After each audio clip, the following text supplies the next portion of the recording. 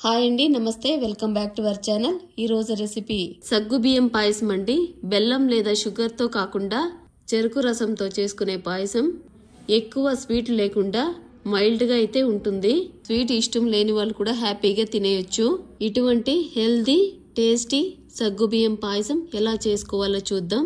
బాదం 50 grams, గోడంబి 50 grams, 4-5 ఖర్జూరాలు, 2 అంజూరా వేసి ఒకసారి బాగా వాష్ చేసి నీళ్లు పోసి నానబెట్టుకుని, అలానే సగ్గు బియ్యం కూడా 150 గ్రామ్స్ ఒక బౌల్లో వేసి ఒకసారి వాష్ చేసిన తర్వాత వాటర్ పోసి 4-5 గంటలు బాగా సగ్గు బియ్యం నానిన తర్వాత వాటర్ అంతా వంపేసి కుక్కర్లో వేసుకుని 1 లీటర్ చెరుకు రసం వేసి 2 విజిల్ రాగానే స్టవ్ ఆఫ్ చేసి నానబెట్టుకున్న డ్రై ఫ్రూట్స్ అన్ని మిక్సీ జార్లో వేసి నైస్ గా రుబ్బి కుక్కర్లో ఆవిరంతా పోయిన తర్వాత మూత తీసి సగ్గు బియ్యం ఎంత బాగా నానుంటే అంత తొందరగా ఉడికిపోతుందండి. ఒకవేళ ఉడకలేదు అంటే మళ్ళీ ఒక 2 విజిల్ పెడితే ఉడికిపోతుంది. ఉడకబెట్టుకున్న సగ్గు బియ్యంలో రుబ్బి పెట్టుకున్న డ్రై ఫ్రూట్స్ వేసి ఇంకొక స్టవ్ మీద స్లో ఫ్లేమ్ లో పెడితే 1 నిమిషం ఉడుకుతూ ఉంటుంది.